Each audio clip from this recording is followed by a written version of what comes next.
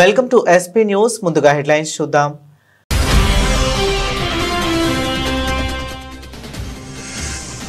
దేశంలో కొన్ని ప్రాంతాల్లో జనాభా మార్పులకు చొరబాట్లే కారణమన్న అమిత్ షా. కొన్ని పార్టీలు చొరబాటుదారులకు ఓటు బ్యాంకుగా వాడుకుంటున్నాయని ఆరోపణ.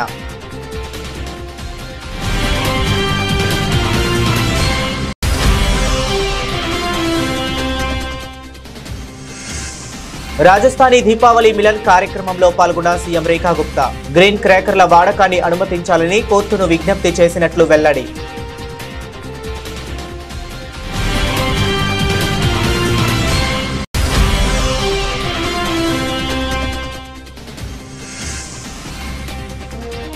ఇందిరాగాంధీ చేసిన పొరపాటు అదే. ఆపరేషన్ బ్లూ స్టార్ పై చిదంబరం సంచలన వ్యాఖ్యలు.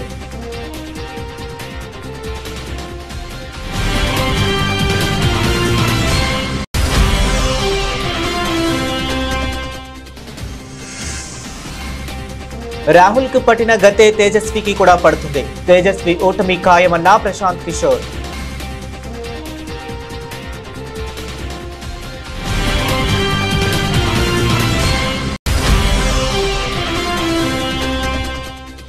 వి hub, AI hub, T square ప్రాజెక్టుల పురోగతిపై సీఎం సమీక్ష. టీ స్క్వేర్ ను అంతర్జాతీయ స్థాయి సంస్థలను ఆకర్షించే ఐకానిక్ బిల్డింగ్ లా నిర్మించాలని ఆదేశం.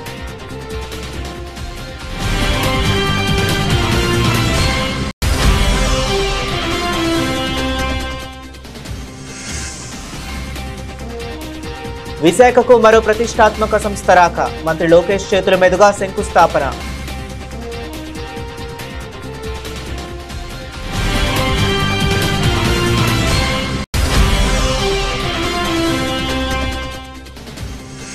కోయంబత్తూరులో ఎఫ్ఎంఏ ఈ కార్యక్రమానికి అతిథిగా హాజరైన కేటీఆర్. అవకాశాల కోసం ఎదురు చూడకుండా మీరే సృష్టించుకోవాలని యువతకు పిలుపు.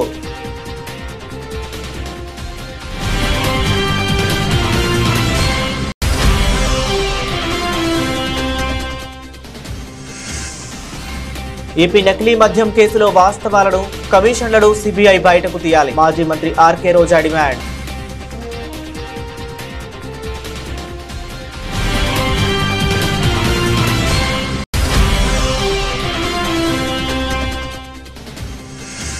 నూట 6 సార్లు సవరించిన రాజ్యాంగం పవిత్ర గ్రంథమిలా అవుతుంది అంటూ నిలదీసిన మాజీ సిబిఐ చీఫ్. హిందువులపై రాజ్యాంగపరంగా వివక్ష ఉందని ఆరోపణ.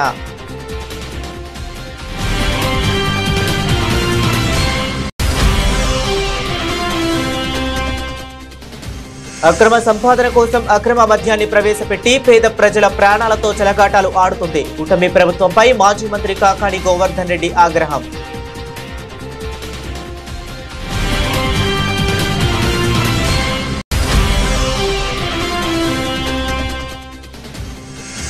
హైప్ పెంచుతున్న master Mahendran Vasudeva Sutam teaser. Vaikunth Bon director చేస్తున్న సినిమా టీజర్ ను లాంచ్ చేసిన టాలీవుడ్ యాక్టర్ సత్యదేవ్.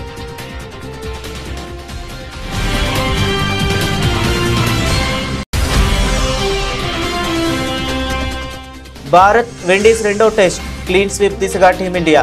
మూడో రోజు లంచ్ బ్రేక్ సమయానికి 8 వికెట్ల నష్టానికి 217 పరుగులు చేసిన West Indies.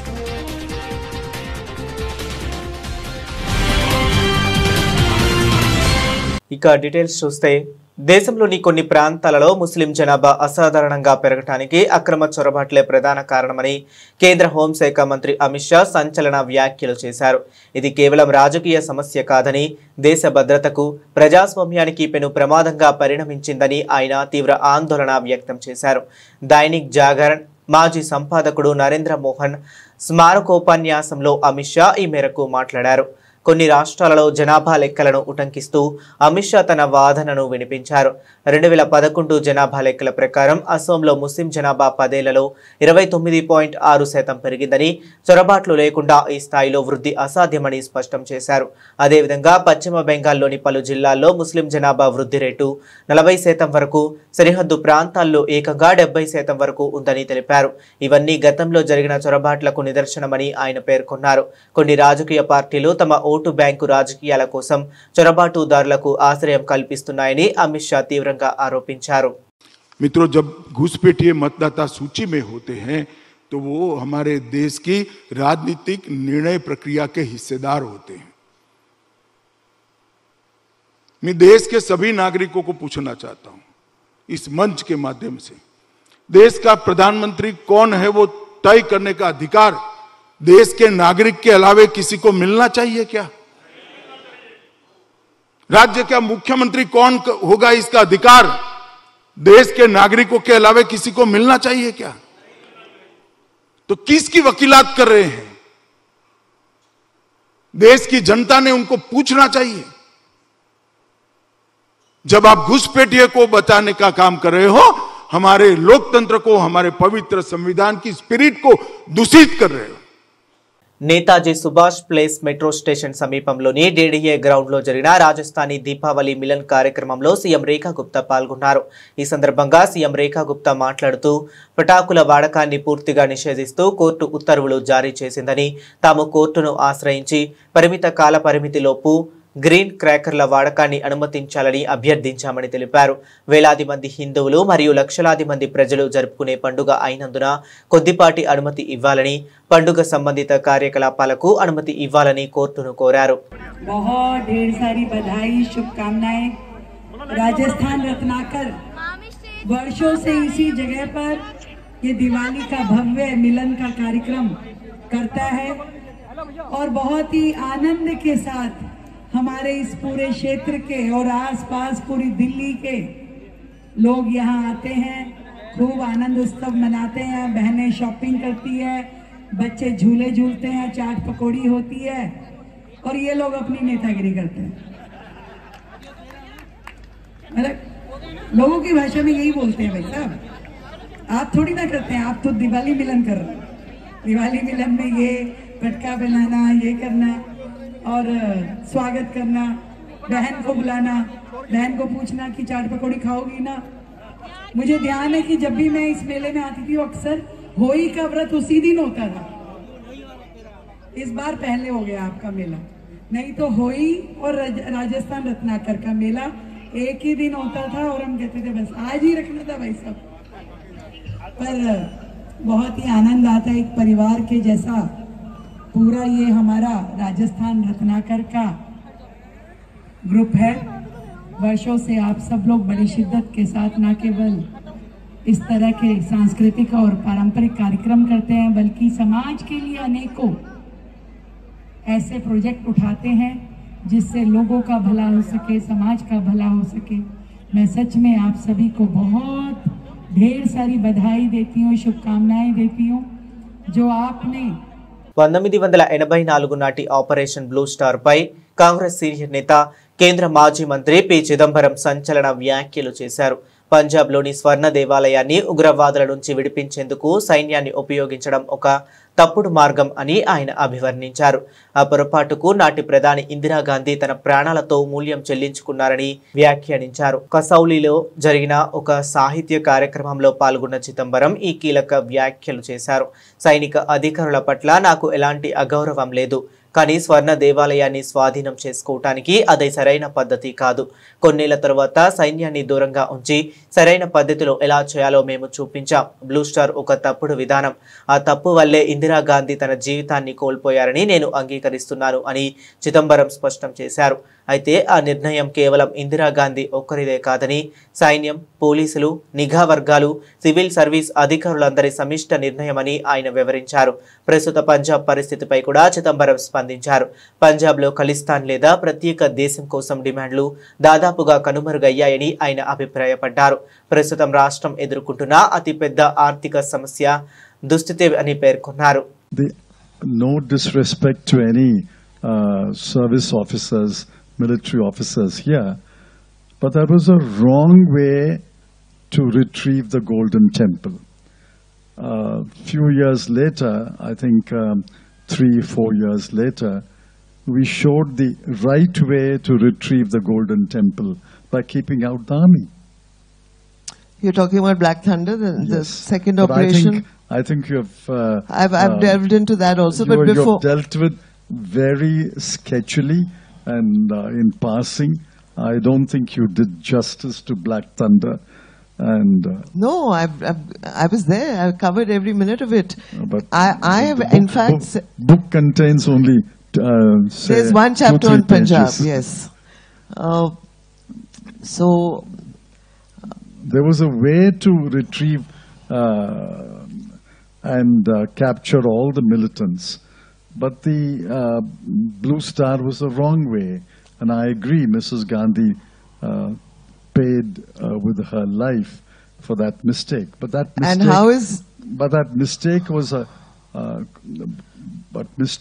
a cumulative decision of the army, the police, the intelligence, and the civil service. You can't blame it only on Mrs. Gandhi, would you? Well, she was the Prime Minister. I don't think anybody else could have signed off on that mission. Again, I beg to differ with you, Mr. Chidambaram. 2019లో Congress కంచుకోట అమేథీలో రాహుల్ గాంధీకి ఎదురైన పరాభవం అలాంటిదే రాబోయే Bihar assembly ఎన్నికల్లో RJD నేత తేజస్వి యాదవ్కు కూడా తప్పదని జన్ సూరజ్ పార్టీ అధినేత ఎన్నికల వ్యూహకర్త ప్రశాంత్ కిషోర్ సంచలన వ్యాఖ్యలు చేశారు. తేజస్వి ప్రాతినిధ్యం వహిస్తున్న రఘేపూర్ నియోజకవర్గంలో ఈ ఎన్నికల్లో ఆయన అడ్రస్ లేకుండా గల్లంతు కావటం ఖాయమని జోసెం చెప్పారు. పాట్నాలోని రఘేపూర్లో తన ఎన్నికల ప్రచారాన్ని ప్రారంభించిన సందర్భంగా ప్రశాంత్ కిషోర్ మీడియాతో మాట్లాడారు. ఈ సందర్భంగా ఆయన మాట్లాడుతూ కాంగ్రెస్కు 15 ఏళ్లుగా కంచుకోటగా ఉన్న అమేథీలో రాహుల్ గాంధీ బీజేపీ నేత స్మృతి ఇరానీ చేతిలో అవమానకర రీతిలో ఓడిపోయారు. ఇప్పుడు ఆర్జేడీకి తేజస్వి యాదవ్కు కూడా అదే గతి పడుతుంది అని స్పష్టం చేశారు. రఘేపూర్ నియోజకవర్గం దశాబ్దాలుగా లాలూ కుటుంబ ఆధిపత్యంలో ఉందని ప్రశాంత్ కిషోర్ ఆరోపించారు. ఇన్నేళ్లుగా ఒకే కుటుంబం పాలిస్తున్న ఈ ప్రాంతంలో కనీస మౌలిక సదుపాయాలు కూడా కల్పించలేదని ఆయన విమర్శించారు. ఈ ఎన్నికల్లో ఖచ్చితంగా వంశపారంపర్య పాలనకు ముగింపు పలకాలని నిర్ణయించుకున్నారని ప్రశాంత్ కిషోర్ వ్యాఖ్యానించారు. राघोपुर जा रहे हैं, वहां पर जितने साथियों ने, जितने कार्यकर्ताओं ने, जन स्वराज के परिवार के सदस्यों ने राजद के वहां पर जो उनका आधिपत्य है उसके खिलाफ जन स्वराज की बात को घर घर पहुंचाया है. उनके साथ जाकर बैठेंगे, कुछ लोगों से मुलाकात करेंगे, उनके साथ बैठकर उनकी जो भावना है उसको समझने का प्रयास करेंगे, ताकि कल जब केंद्रीय कमेटी की बैठक हो तो उसमें उनकी बात को शामिल किया जाए और कल उस पर जैसे बाकी सीट पर निर्णय होगा वैसे राघोपुर पर भी होगा. इसलिए आज मैं खुद से जा रहा हूं राघोपुर, दिन भर रहूंगा और ये समझने का प्रयास करूंगा कि वहां पर क्या कुछ करना चाहिए, कौन सबसे बेहतर व्यक्ति है जो चुनाव लड़ने के लिए माकूल पार्टी जिसको समझती है उसका नाम कल के लिए रिकमेंड किया जाएगा. ऐलान तो भैया पार्टी करती है, टिकट का ऐलान तो मैं नहीं करता हूँ. पार्टी रहा तो क्या आप चुनाव लड़ेंगे वहाँ से? वहाँ के लोग जो तय करेंगे वो किया जाएगा. मेरे भाई, अगर हमारे लड़ने की बात सुन के तेजस्वी यादव को राघोपुर छोड़ के भाग जाना है, मेरे आईडी में कुछ 2 जगह से तो उनको लड़ना ही पड़ेगा. खाली ये चर्चा चल रही है कि प्रशांत किशोर जन स्वराज वहाँ लड़ने आ रहा है तो तेजस्वी यादव दूसरी सीट खोज रहे हैं. उनका भी हालत वही होगा जो राहुल गांधी का अमेठी में हुआ. छोड़कर गए वायनाड तो अमेठी से ही हार गए. इसलिए मेरे भाई आज जा रहे हैं, अभी चर्चा शुरू हो रही है, अभी तो चुनाव अब शुरू हो रहा है. घबराइए नहीं, आगे आगे देखिए क्या होता है. రాష్ట్ర ప్రభుత్వం ప్రతిష్టాత్మకంగా చేపట్టిన టీ స్క్వేర్ ను అంతర్జాతీయ స్థాయి సంస్థలను ఆకర్షించేలా ఐకానిక్ బిల్డింగ్ లా నిర్మించాలని సీఎం రేవంత్ రెడ్డి అధికారులను ఆదేశించారు. నగరంలోని ఐటీ ప్రాంతమైన రాయదుర్గంలో అత్యంత ఆకర్షణీయంగా దీని నిర్మాణాన్ని చేపట్టాలన్నారు. ఈ ప్రాజెక్టు హైదరాబాద్ కు కొత్త పబ్లిక్ డెస్టినేషన్ గా నిలవాలన్నారు. ఇందుకు సంబంధించిన కొన్ని డిజైన్లను అధికారులు సీఎంకు చూపించగా వాటికంటే మెరుగైనదిగా రాబోయే డిజిటల్ యుగానికి అన్ని సౌకర్యాలు కలిగి ఉండేలా సృజనాత్మకత డిజైన్తో తీర్చిదిద్దాలని సూచించారు. ఐసీసీ ఇంటిగ్రేటెడ్ కమాండ్ కంట్రోల్ సెంటర్లో V hub, AI hub, T square ప్రాజెక్టుల పురోగతిపై సీఎం సమీక్ష నిర్వహించారు.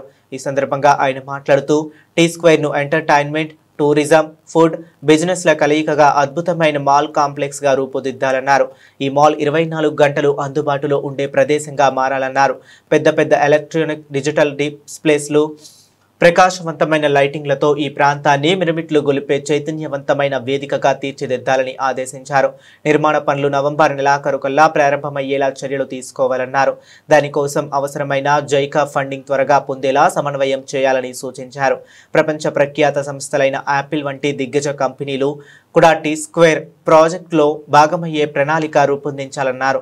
వాహన రాకపోకలకు అంతరాయం కలగకుండా పార్కింగ్ సదుపాయాలు సమృద్ధిగా ఉండేలా డిజైన్లో పొందుపరచాలని సూచించారు. విశాఖకు మరో అంతర్జాతీయ ప్రతిష్టాత్మక సంస్థ తరలివచ్చింది.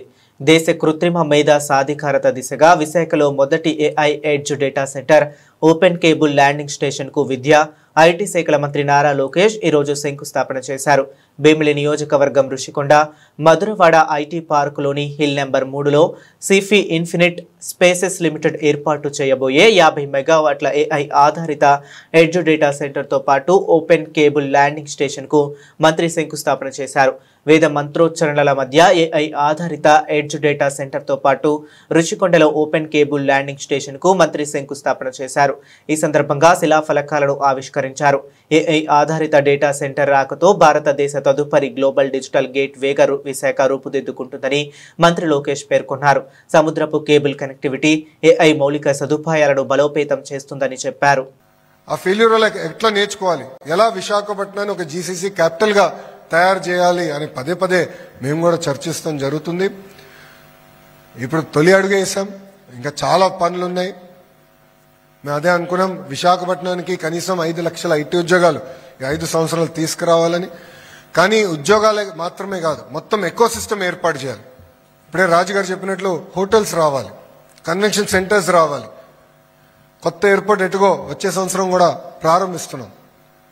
సో ఈ మొత్తం ఎకో సిస్టమ్ క్రియేట్ చేయాలి, వైబ్రెన్సీ తీసుకొచ్చేదానికి విశాఖపట్నానికి. ఆ దిశగా ప్రభుత్వం పనిచేస్తుంది.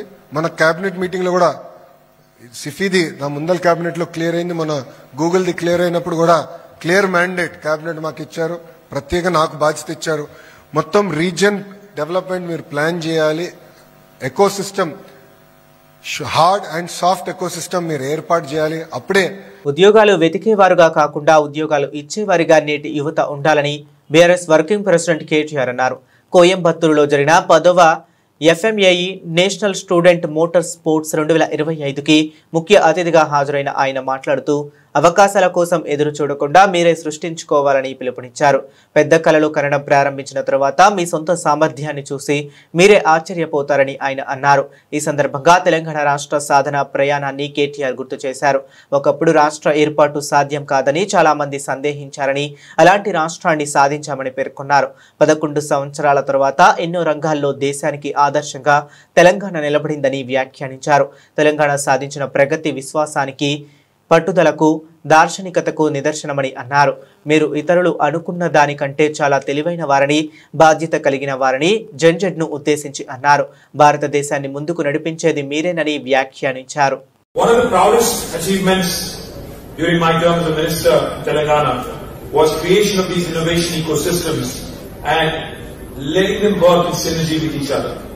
T-Hub, which is the world's largest technology incubator, nurtures startups and ideas. And T-Works, which is India's largest prototyping facility, allows engineers, allows hobbyists, allows enthusiasts to transform these ideas into that incubation and prototyping be just a heartbeat apart. Let me also share with you that we have the world's largest innovation campus in Hyderabad, Telangana. It just takes you enough and the same amount of time to sip a cup of tea for an idea to walk from T-Hub to T-Works. Let me also share with you that I'm personally a huge fan of motorsports and motor racing particularly. One of the biggest pushes during my tenure as a minister was to bring Formula E race to India.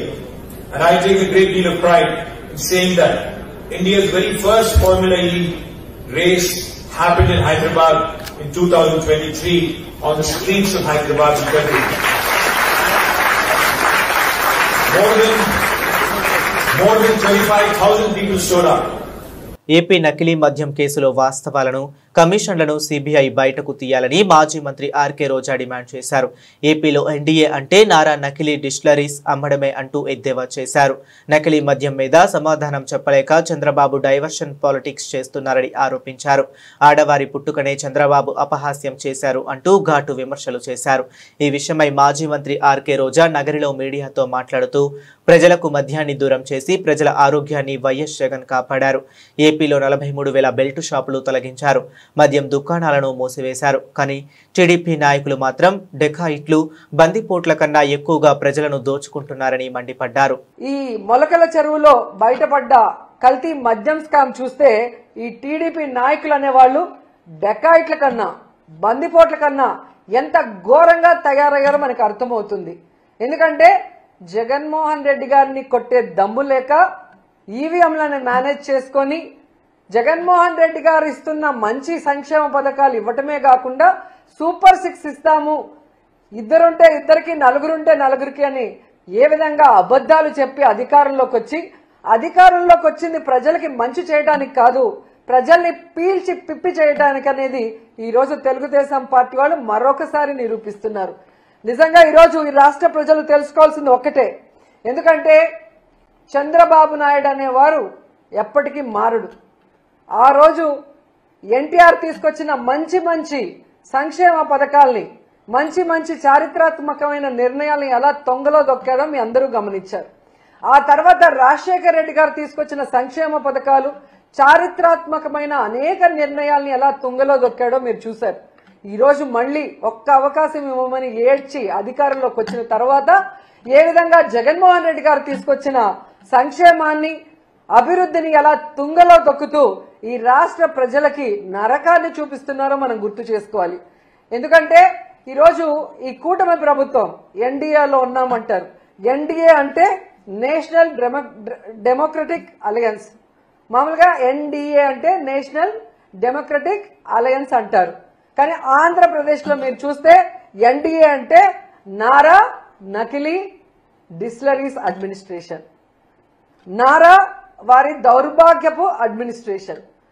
ప్రజల్ని దోచుకోవడానికి, రాష్ట్రాన్ని దోచుకోవడానికే ఈ నారా వారి కూటమి ఏ విధంగా పనిచేస్తుందో మనం అందరం కూడా ఒకసారి గమనించాలి. ఎందుకంటే ఈరోజు ఈ కల్తీ సారాన్ని తయారు చేసేది ఎవరు, దీన్ని బెల్ట్ షాపులు, బార్లు, పర్మిట్ల రూమ్ ద్వారా ప్రజల వద్దకు చేరుస్తుంది ఎవరు, దీనివల్ల ప్రజల ప్రాణాలు తీస్తుంది ఎవరు అంటే పై నుంచి కింద వరకు మొత్తం తెలుగుదేశం పార్టీకి సంబంధించిన నాయకులు అనేది స్పష్టంగా మనకు ఈరోజు సాక్ష్యాధారాలతో కూడా దొరికిపోయింది. ఎందుకంటే ఈరోజు ఏ జిల్లాలో చూసినా మన మొలకల్ల చెరువు నుంచి చంద్రబాబు నాయుడు గారి ఇంటి వరకు మీరు చూస్తే ఫ్యాక్టరీలు ఏ విధంగా పుట్టుకొచ్చాయి. ప్రభుత్వ సపోర్ట్ లేకుండానే ఫ్యాక్టరీలు పుట్టుకొస్తాయా? ఒక ఫ్యాక్టరీ కట్టాలంటే రాత్రికి రాత్రి కట్టే పరిస్థితి కాదు. భారత రాజ్యాంగం పవిత్ర గ్రంథమేమీ కాదని కేంద్ర దర్యాప్తు సంస్థ సిబిఐ మాజీ డైరెక్టర్ ఎం నాగేశ్వరరావు సంచలన వ్యాఖ్యలు చేశారు. ఒకవేళ అదే పవిత్ర గ్రంథమైతే దానికి ఇప్పటి వరకు 106 సార్లు సవరణలు ఎందుకు చేశారని ఆయన సూటిగా ప్రశ్నించారు. రామాయణం, భారతం, భగవద్గీత వంటి గ్రంథాలకు ఎటువంటి సవరణలు జరగలేదని ఆయన గుర్తు చేశారు. హైదరాబాద్లో ఫిలిం నగర్ క్లబ్లో పాత్రికేయులు, మేధావులతో నిర్వహించిన ఒక చర్చా కార్యక్రమంలో ఆయన మాట్లాడారు. హిందువుల సమాన హక్కుల నిరాకరణ, రాజ్యాంగ వివక్ష అనే అంశంపై జరిగిన ఈ సమావేశంలో ఆయన తన అభిప్రాయాలను వెల్లడించారు. హిందువులు మెజారిటీగా ఉన్న ప్రాంతాల్లో ఇతర మతాల వారు సురక్షితంగా జీవించగలుగుతున్నారని, కానీ ఎక్కడైతే హిందువులు మైనారిటీలుగా ఉన్నారో అక్కడ వారి మనుగడే ప్రమాదంలో పడుతుందని ఆవేదన వ్యక్తం చేశారు. ఈ సందర్భంగా కాశ్మీర్ అంశాన్ని ఆయన ఉదాహరణగా చూపారు. లౌకికవాదం గురించి చెప్పే రాజ్యాంగం కాశ్మీర్లో హిందువులపై జరిగిన మారణ హోమాన్ని ఎందుకు ఆపలేకపోయిందని ఆయన నిలదీశారు. హిందువులకు సమాన మతాలు ఉన్నాయి. మొట్టమొదటి విషయం అయితే అధికరణం అంటే ఇంగ్లీష్ లో article. Constitution has article, it has 395 articles and later on చాలా ఆర్టికల్స్ కూడా యాడ్ చేయడం. మొట్టమొదటి అది 1950లో అది 8 షెడ్యూల్స్ కూడా 9 ఆర్టికల్స్ తోని రాజ్యాంగం తయారు చేశారు. మనకి ఇక్కడ విషయం ఏంటంటే మా సమాన మత హక్కుల గురించి మాట్లాడినప్పుడు అధికరణం 21. అందులో ఈ తెలుగులో ప్రభుత్వం ఈ మధ్యన కేంద్ర ప్రభుత్వం అన్ని రాజ్యాంగాన్ని అన్ని భాషలకు అనువదించింది. కానీ అది మీరు చూస్తే మీకు అర్థమే కాదు. ఇంకా తెలుగు భాష అంత దరిద్రంగా ఉంది. అది అనుకరణ చేశారు కానీ దాన్ని అనువదించలేదు.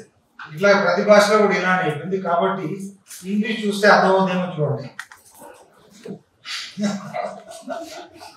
సో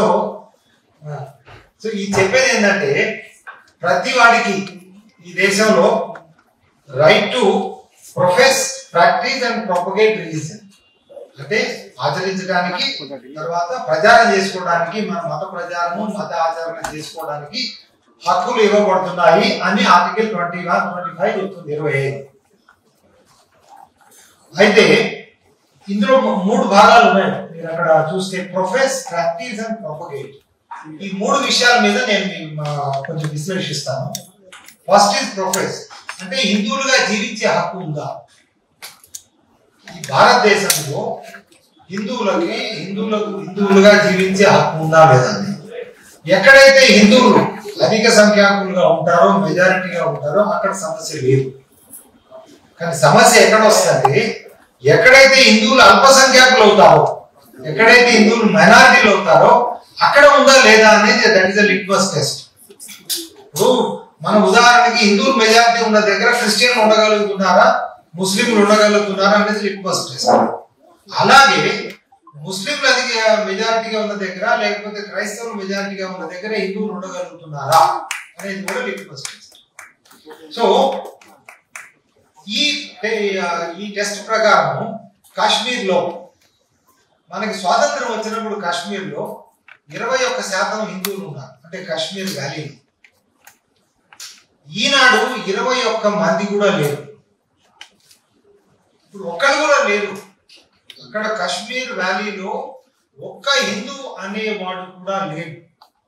1990 ఆ తర్వాత మళ్ళీ కొన్ని రెండో ఫేజ్ లో మొత్తము హిందువులందరినీ తరిమేశారు. మారణ హోమం లాగా జరిగింది. అక్రమ సంపాదన కోసం అక్రమ మద్యాన్ని ప్రవేశపెట్టి పేద ప్రజల ప్రాణాలతో చంద్రబాబు కూటమి ప్రభుత్వం చెలగాటాలు ఆడుతుందని మాజీ మంత్రి కాకాని గోవర్ధన్ రెడ్డి విమర్శించారు.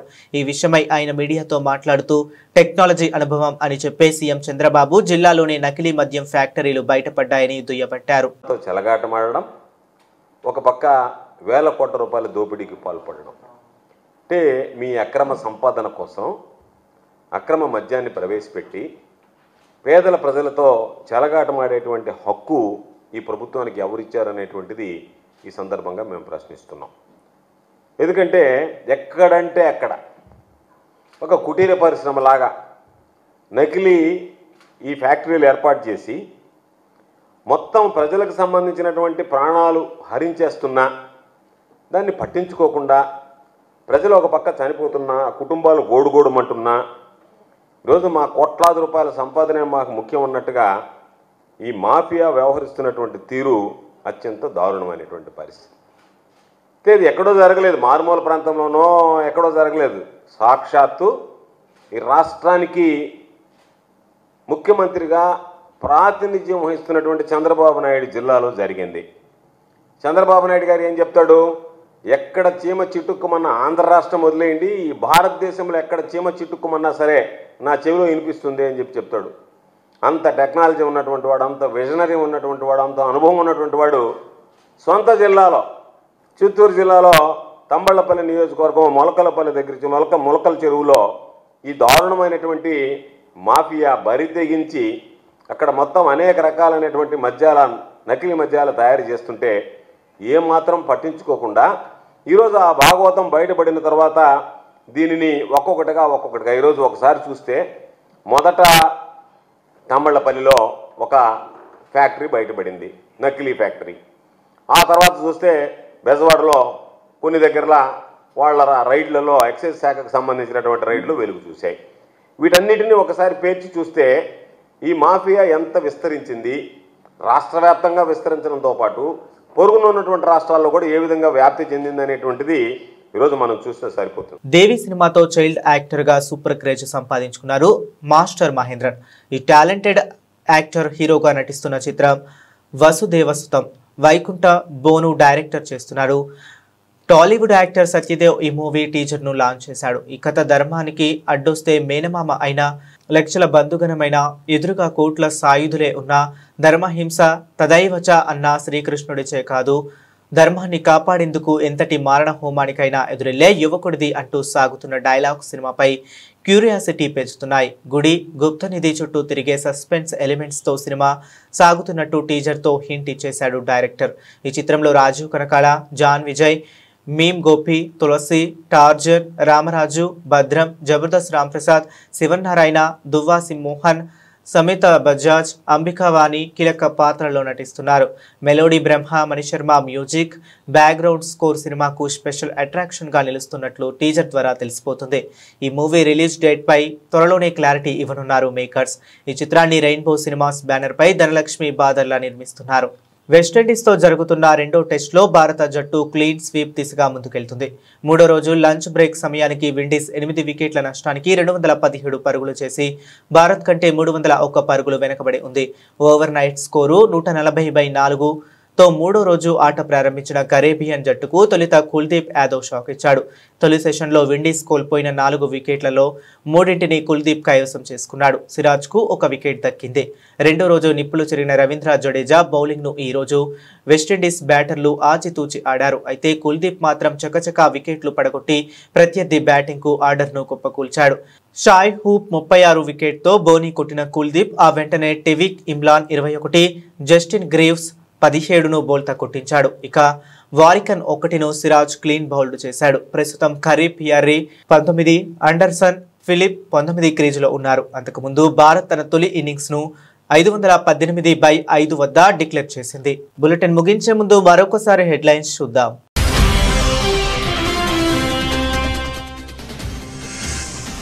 దేశంలో కొన్ని ప్రాంతాల్లో జనాభా మార్పులకు చొరబాట్లే కారణమన్న అమిత్ షా. కొన్ని పార్టీలు చొరబాటుదారులకు ఓటు బ్యాంకుగా వాడుకుంటున్నాయని ఆరోపణ.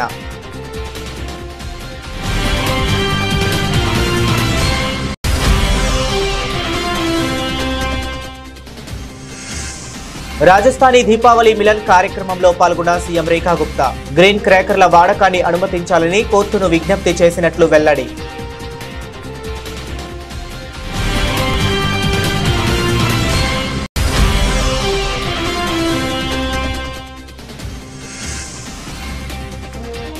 ఇందిరాగాంధీ చేసిన పొరపాటు అదే. ఆపరేషన్ బ్లూ స్టార్ పై చిదంబరం సంచలన వ్యాఖ్యలు.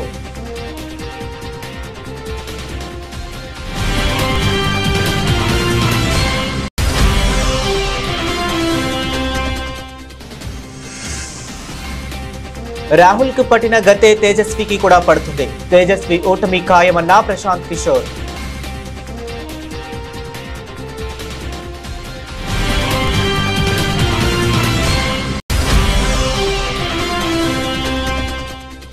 వి హబ్, ఏఐ హబ్, టీ-స్క్వేర్ ప్రాజెక్టుల పురోగతిపై సీఎం సమీక్ష. టీ-స్క్వేర్ ను అంతర్జాతీయ స్థాయి సంస్థలను ఆకర్షించే ఐకానిక్ బిల్డింగ్ లా నిర్మించాలని ఆదేశం.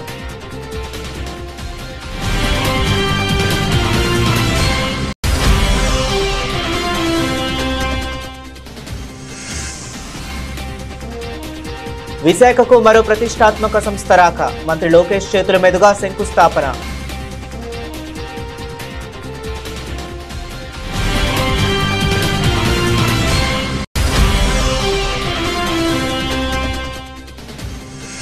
కోయంబత్తూరులో ఎఫ్ఎంఏ ఈ కార్యక్రమానికి అతిథిగా హాజరైన కేటీఆర్ అవకాశాల కోసం ఎదురు చూడకుండా మీరే సృష్టించుకోవాలని యువతకు పిలుపు.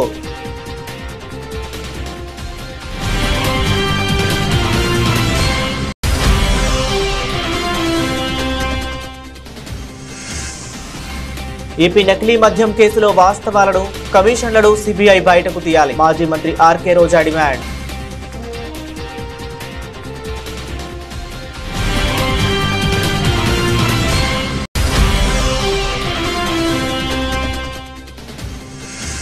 నూట 6 సార్లు సవరించిన రాజ్యాంగం పవిత్ర గ్రంథమిలా అవుతుంది అంటూ నిలదీసిన మాజీ సిబిఐ చీఫ్. హిందువులపై రాజ్యాంగపరంగా వివక్ష ఉందని ఆరోపణ.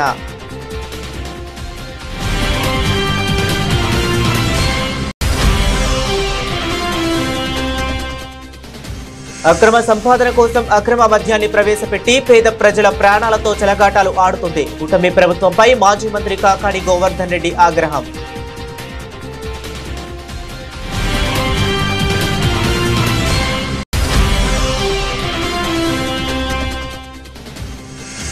హైప్ పెంచుతున్న master Mahendran Vasudeva Sutam teaser. Vaikunth Bon director చేస్తున్న సినిమా టీజర్ ను లాంచ్ చేసిన టాలీవుడ్ యాక్టర్ సత్యదేవ్.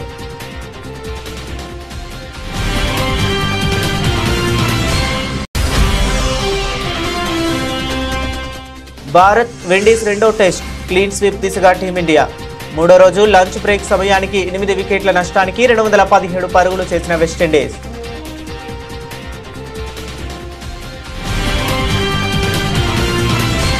ఇవి ఇప్పటి వరకు ఉన్న అప్డేట్స్. మరిన్ని అప్డేట్స్ కోసం కీప్ వాచింగ్.